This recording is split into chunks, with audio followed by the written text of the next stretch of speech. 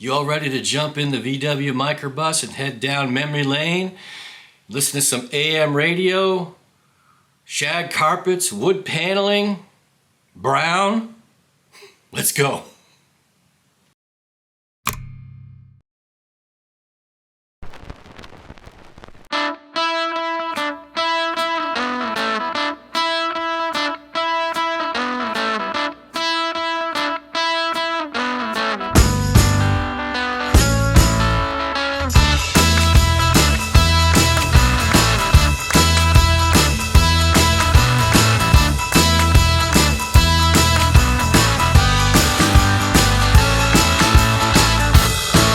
Everybody, thanks for joining. My name is Mark and you've found your way to the Modest Audiophile channel. I appreciate it.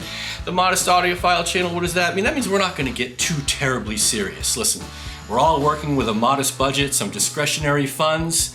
If you're anything like myself, you've got the kids off to school, but you can't spend too much money, so we do this the modest way.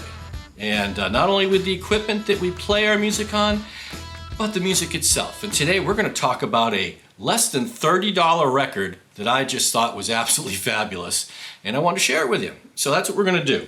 So yes, we're going to talk about Jim Croce's third studio album, You Don't Mess Around with Jim. Except this one is, again, like I said, the 2023 release. I'll put the picture up right here. It is the 2023 mix by Paul Hicks, sourced from the original multi-track tapes, featuring the #1 hit single, Time in a Bottle, plus favorites, Walking Back to Georgia, and Operator, That's Not the Way It Feels. Yes, we'll talk about that. We'll talk about this cover more in a second as well, but I did want to briefly go over some history that I thought was pretty fascinating. All right, this album, like I said, was the third overall release. It was released on April of 1972, which would have made me not quite 3 years old yet. And you're probably going, well, why the heck are you doing this? And I'll get to that in a second. All right, so I'll put some pictures up here while I read this because I thought it was pretty amazing. The album was recorded over a 3 to 4 week period for approximately $18,000, with most funding coming from the Polygram Group in the Netherlands, on the basis of hearing an 8-song demo tape assembled by the production team Cashman & West. The deal with Polygram was made after team attorney Phil Kernett approached a contact within the record company who then had Polygram executives listen to the demo tape. After having the finished album rejected by up to 40 record labels, Croce was signed to ABC Records after Cashman & West had a chance meeting with ABC promotion man Marty Cupps. Cupps urged label head Jay Lasker to sign Croce after hearing cuts from a cassette tape of the finished album. The record spent 93 weeks on the charts, longer than any other Jim Croce album. Due to the strong performance of the posthumous single release Time in a Bottle, #1 pop, You Don't Mess Around with Jim was the best-selling album in the US for 5 weeks in early 1974. It was listed at #6 on the 1974 Cashbox year-end album charts. 2 singles were originally released from the album in 1972. The title track, which reached to #8 in the pop charts, and Operator, That's Not the Way It Feels, reaching #17 on the pop charts. So yes, his death did bring the typical more sales, but I just thought recording this thing for $18,000 and then spending, 93 weeks on the charts, that's probably why I've heard it so much. Again, I was 3 years old, 5 years old when Jim Croce died, I believe.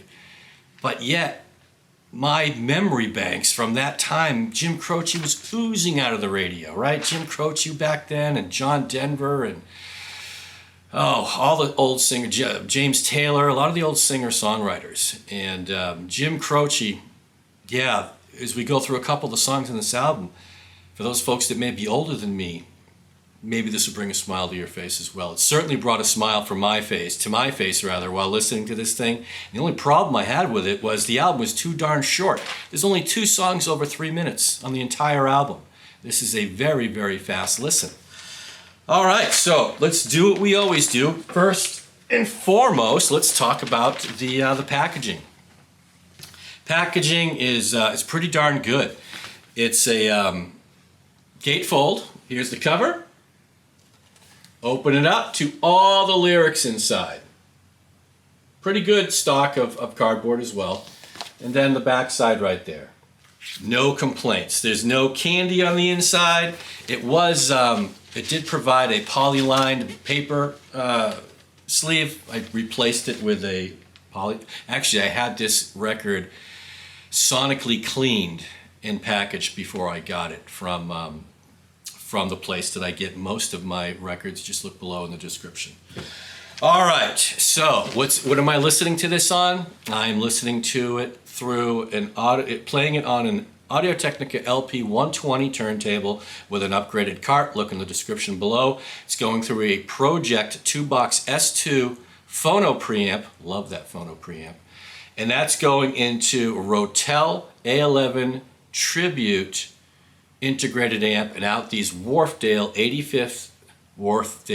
Denton 85th edition, 85th anniversary edition speakers. God. All right. And the speakers are 10 feet apart. I'm 10 feet away, sitting right over there. So like I said, this is Jim Croce's third studio album, and it was released in 1972. I put the volume up on the amp to 74, and I took a couple dB measurements. The first one was from the title track, You Don't Mess Around with Jim. The low end was 75, high end was 95, and the average was 85, right there in my sweet spot. And I did it again on the second side, and when we got to operator, and that was a low of 70, a high of 95, and an average of 84. All right, so that's the dB measurements. As far as the overall sound stage, I was getting up to about 6 feet left and right of the speakers. Speakers are 10 feet apart. Add the 6 feet on each side. I'm getting a sound stage which is about 22 feet, which is pretty darn good. And as far as the height, I was sitting right around 4 feet above the tweeters. Not terribly high, but again, this is a mid-range dream as far as the speakers are concerned. Speakers ate this album up. You'll hear a lot of words here coming up, warm, cozy, and all that stuff. Yeah, it was all that and then some. The depth on this, the imaging was pretty good, and the depth was showing around 3 feet. Most of it from the speaker to the wall, that's a 3 feet, behind the speakers to the wall, maybe just a few inches above the front. But closing your eyes, you did get a very good sense of depth in this song, especially with some of the songs that are very sparse when it comes to how many instruments they have playing. We'll talk about that in a second. To tonality, let me just say this right off the bat. I did not expect this to sound the way it did. It's probably from my very, very young memory of hearing this again. Car radios, AM, crappy home stereo systems. I thought this was going to sound thin. Quite the contrary. This thing was not thin at all. This thing was full and vibrant, dare I say thick, but not muddy. A couple things that I wrote down. I went, not thin at all, warm yet crisp as an apple in September. Yeah, I wrote that down. I can't believe it. Mid-range dream, like I said, it was organic, earthy, great singer-songwriter music here. Just like I said, these Wharfedales ate this stuff up. It was fabulous. All right, so how does it sound?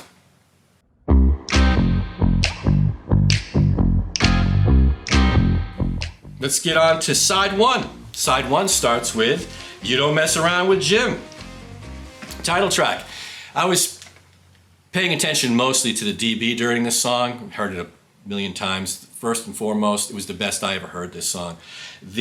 Had some nice bass thump, you know, and you get the, you also get a very organic drum sound. I put here, crystal clear guitar on the left, nice bass thump. Right away you know, oh, this is not how I remembered Jim Croce at all.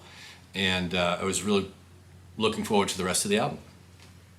All right. In fact, the reason why I didn't write many notes down here is just having too much fun. Feet started, you know, bopping on the floor, and head started going up and down. It was a good listen. All right, right out of that goes to the second song. Tomorrow's Gonna Be a Brighter Day. Just a great pick-me-up song. Loved it. Nothing Serious to say one way or the other, very good listen. Third, New York's Not My Home. All right. In the center, you got the acoustic. Right in front of that, very discernibly right in front of that, is Jim's vocals. You can see the depth with your mind's eye right away. Strings fill in the rest of the soundstage, left and right. And then you've got a nice, on the right-hand side, you got some nice, I don't want to say soft drumming. I think he's using a brush, but again, very organic, very much in the room. Yeah, it was nice. It was really nice. All right. Great imaging. Piano floats amongst the strings. So, as I stated, the strings kind of fill in the rest of the sound stage. And you've got that drum on the right using a brush, I think. There's a piano being played from the left side of the sound stage, but you're hearing some high notes being played, and those high notes do pop amongst the sound stage. And I mean, you get that image of those tones, those notes are floating amongst the strings. It was just it's not an audiophile record, but it sounds really good. And there are moments there where you're like, that was entertaining. And that's what we're here for, right? Entertainment. And yeah, the song was a bit more entertaining than I thought it was going to be. All right, after that, we've got Hard Time Losing Man. First, let me just say this. Jim Croce, what a storyteller. I mean, that's really it. Great lyricist, great songwriter, great storyteller. Every one of these songs was a fabulous story. I listened to it. I got it, 4 days ago. I've listened to it 3+ times, 3.5. I didn't get to flip it over one time because it goes so fast. The record is over before you know it. Again, all the songs are less than 3 minutes except for 2. All right. So, yeah, Hard Time Losing Man. Great imaging I put down. Snappy. Nice backing vocals behind Jim. And Jim's, again, vocals pretty much throughout the entire album. Center image locked. And then he's got his backing vocals, which are higher in the soundstage and behind him. Definitely behind him. So even with an album like this, you can see with your mind's eye the holographic nature of the soundstage. Yes, holographic. All right, next is Photographs and Memories. Oh, geez. Yeah, this is one of those songs that completely brought me right back to being less than 6 years old. What I write here. Nice bass across lower soundstage. That was nice. This song did have a nice full bass. And in the soundstage, it was left of the speaker and right of the speaker, and just at up to the floor, up to the woofer here. It was really good. Again, surprising. I did not expect to get this much bass out of this particular album. I put warm and cozy, in the room feeling. There were quite a few songs that you got in the room feeling. This was definitely one of them. Nice song, nice song. All right, and then the last song on side one, Walking Back to Georgia. Yes, one of those all-time hits that he had. And this gave me instant memories of shag carpet. Let's use earth tones as far as colors go. And wood paneling. Yeah, wood paneling and earth tone shag carpets. Walking Back to Georgia. Nice clear vocals. Great depth as well between the vocals and the guitar playing. Just another great song, another great story. Well presented here. Flip it over to side two. And we start off with Operator, That's Not the Way It Feels. And right away, again, brought right back to the early 70s from a very young childhood. It just said total early 70s flashback. Lead guitar on the left.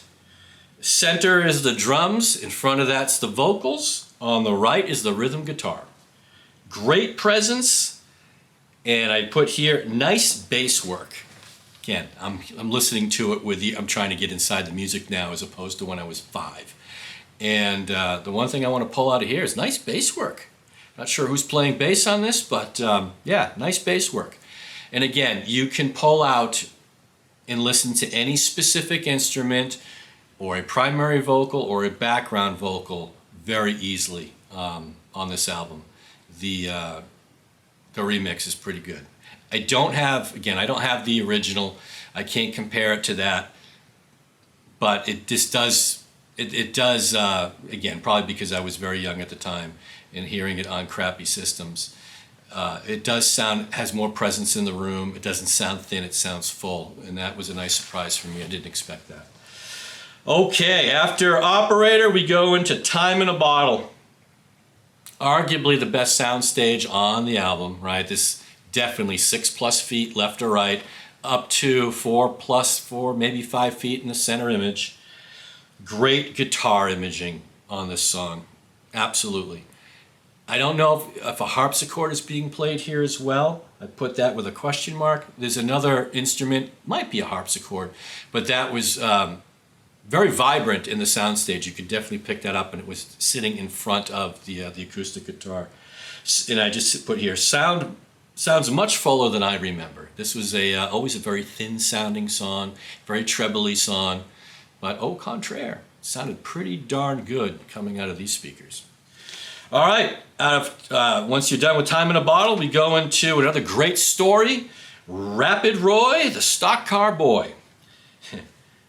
This is, I put here, this is Chuck Berry unplugged, right?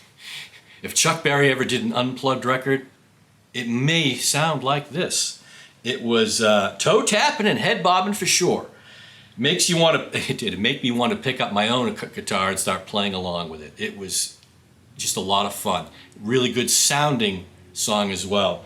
Very much in the room, very, very clear instrumentation and vocals, and you do get that 3D sense on Rapid Roy, the Stock Car Boy. A lot of fun. All right, next song. One of my favorite all-time Croce songs, period, Box Number 10. It never sounded better to my ears. Listened to this song countless times over the years. Again, car, boombox outside, at a barbecue. Never sounded this good. Yeah, great vocals and lyrics on this song, by the way. Another great story that Croce put together.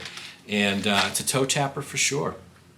Coming out of Box Number 10, the second to last song on the album, A Long Time Ago. And I just put great guitar interplay between the two different cars on the left side of the soundstage and on the right side of the soundstage.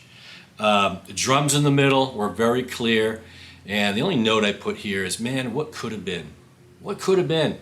He died at 30 years old. And just another one of those artists that perhaps the world would have been a little bit better place with them still in it, making music all through the 70s and into the 80s and beyond. We'll never know. But hey, at least we've got this album and a couple more. All right, last song, Hey Tomorrow. I'm just going to leave you with this. One of the best first couple lines that, period. You had me at the first part of the verse here. Hey tomorrow, where you going? Do you have some room for me?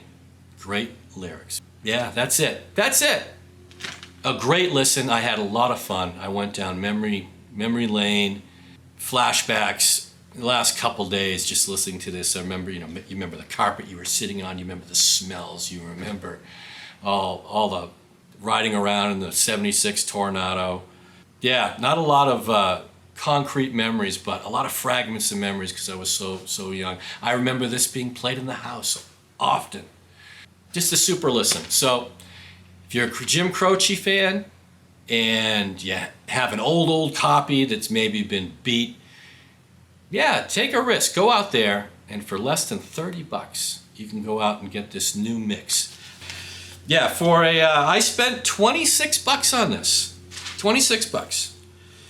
And it's the 23 mix by Paul Hicks. So if you've got an old copy that's been beat down with age, or you're like me, your parents had it, but you never got it, but again, for $25, yeah, go out there and get yourself a copy of this. It sounds really good. Really good. Better than I expected. This was kind of a flyer for me, and I couldn't be more happy with the results. Just a lot of fun. Okay? So that's it, everybody. I hope you enjoyed the ride down memory lane today. So do yourself a favor. It's Friday, baby. It's Friday today when I'm recording this thing. And I can't wait for this to be over so I can listen to something else, grab my favorite beverage, and relax. So that's what I wish for you. If you have some time today or over the weekend, grab yourself a copy of this $25 album that sounds really, really good, and go down memory lane. Set yourself up with your favorite beverage, kick back and relax. It's going to be a nice weekend, everybody. Great way to start it here. That's all I got. Hope you all have a great weekend, and I'll catch you next week with something else. Take care. Bye now.